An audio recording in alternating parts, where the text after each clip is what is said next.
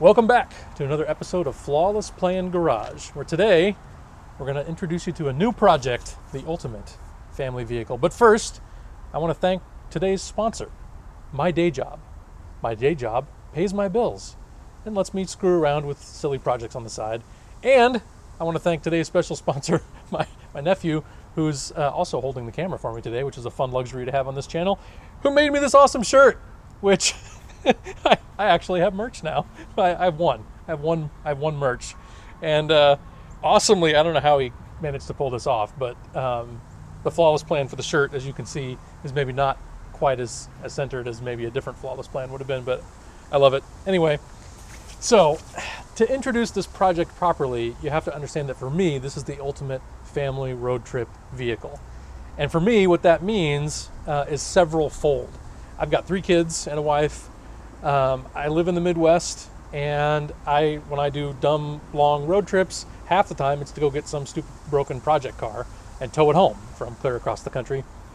So I needed something that would fit all of my family easily, that would cruise down the road comfortably, because I am a overweight, middle-aged guy, and I'm tired of stiff suspensions when I'm on long road trips. And also, it needed to be able to comfortably tow a vehicle behind it many hundreds or thousands of miles. I'm also a cheapskate, so it had to get reasonable fuel economy when it wasn't towing. So the criteria that I set out for myself on this: tow 7,000 or maybe 7,500 pounds comfortably, which means like I wanted to be able to go over the mountains in Colorado. And if you've ever tried to tow a 7,000 pound vehicle with like a V6 CUV, no, that is not going to cut it for me. I really wanted 3 rows of seating, because I'm telling you, when you have 3 kids, nothing says luxury like being able to separate them so they're not all crammed next to each other in the same row. It's so much quieter when there's a little separation between the kids, and quiet is the real luxury when you're an overweight, middle-aged man such as myself. So towing, space with 3 rows, and I really wanted decent fuel economy because I am a cheapskate. And if it gets terrible fuel economy, I will drive something else in the fleet, even if I'm not comfortable doing it. So I had the target. I wanted about 25 miles to the gallon fuel economy when it's not towing on the highway. And to be perfectly blunt, 7,000 pounds, 3 rows of seat, 25 miles per gallon, like mankind had not yet invented a vehicle that would do all 3 of these things when I first started out in this project in like 2018, 2019. Now, since then, GM is building Duramax 3-liter powered SUVs that meet all these criteria. So I'm a little behind on this project, but in my defense, those are like 60 grand, and I'll probably still end up spending that on this project. But it won't be as cool, maybe, as mine. I don't know. We'll find out. However, I really felt like there was one way I could meet all these criteria with a vehicle that just needed some minor modifications. And for that, I would like to introduce you to the last of the great American land yacht road trip wagons, the mid-90s GM B-body station wagon. Full frame, rated to tow up to 7,500 pounds, equipped with a big V8 rear-wheel drive, 3 rows of seating, especially if you count the rear-facing 3rd row. It met the criteria, other than fuel economy. With the LT1 V8 that those came with stock from the factory, they had a decent amount of power and would probably have met the criteria, especially with a few, mild performance enhancements. But it was just not going to get mid-20s on the highway, more than likely. And let's face it, I didn't want to drive it with a stock engine. Like, what fun is that?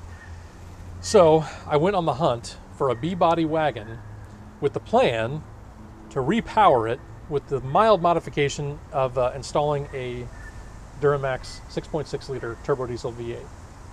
And of course, also the Allison transmission. So I decided to embark on this many month-long search for a B-body, and I had several criteria for this too. I really didn't care if it ran. In fact, I'd prefer it didn't run, so I didn't want to pay for it. 2, I really, really, really wanted the leather interior, which meant I want the Buick Roadmaster and not the Chevy Caprice or the Oldsmobile versions. I wanted the Buick Roadmaster version because I wanted leather. And I really wanted a good quality interior because the interior parts are becoming unobtainium on these vehicles, and I wanted a decent quality interior there. And I really, really wanted it to be rust-free because I'm tired of fixing rust and chasing rust. And I was going to be doing enough other things to this, sheet metal-wise and chassis-wise, I didn't want to have to be fighting rust and rust repairs as well.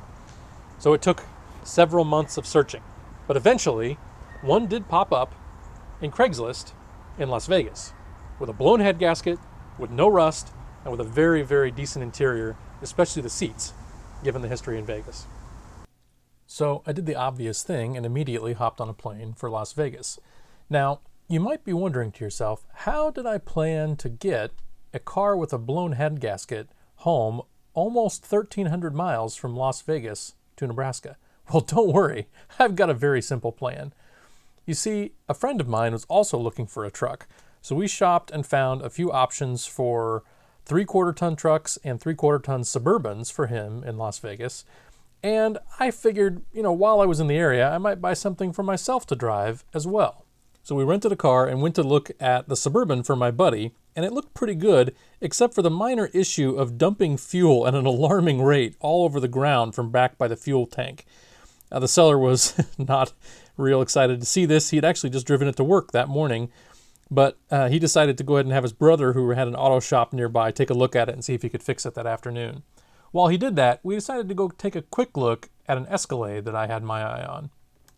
And this Escalade had 212,000 miles on it, but it had dual exhaust, it had a chip, it had an intake, it sounded great, and though it had some minor cosmetic issues, I fell in love. And for under $3,000, I think I paid $2,800 for this in July of 2019, I couldn't pass it up. So I bought that.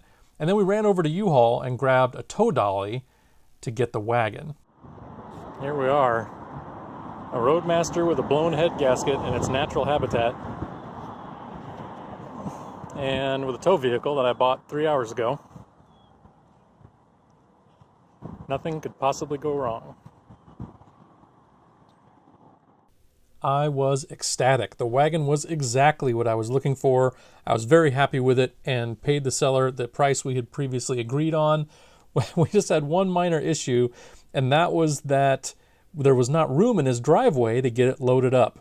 So we had to get it down the street, downhill against traffic to a nearby street where there was room to get it loaded up on the dolly. Can't even hear it. Is it really that quiet, Armin? The fuel economy is amazing. You just have to give Gary some in and out once in a while. That's right. All right, here we go. I'm pushing him down the road against the traffic. No, we don't do anything stupid.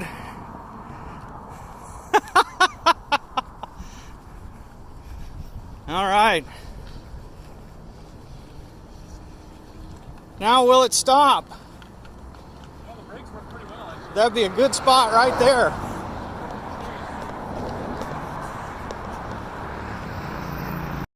Well, we got the wagon down the street.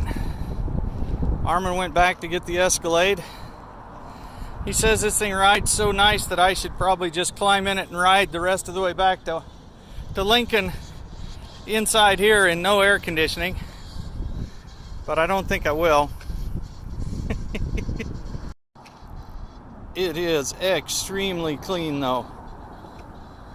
Extremely clean. You see that stuff that's wedged in the top of the roof rack on the wagon? Yeah, those are wheel chocks. The seller threw them in when I bought the wagon. Somehow we lost one of those wheel chocks on the way home. And as those of you who've been watching the channel might remember, it was about a year later when, for lack of using a wheel chock, I ran over myself with the Escalade. If you've missed that video, you might enjoy it? I don't know. But yeah, foreshadowing much? So now loaded up and ready to hit the road, we decided to go back and give the Suburban one more shot since the fuel pump had been fixed.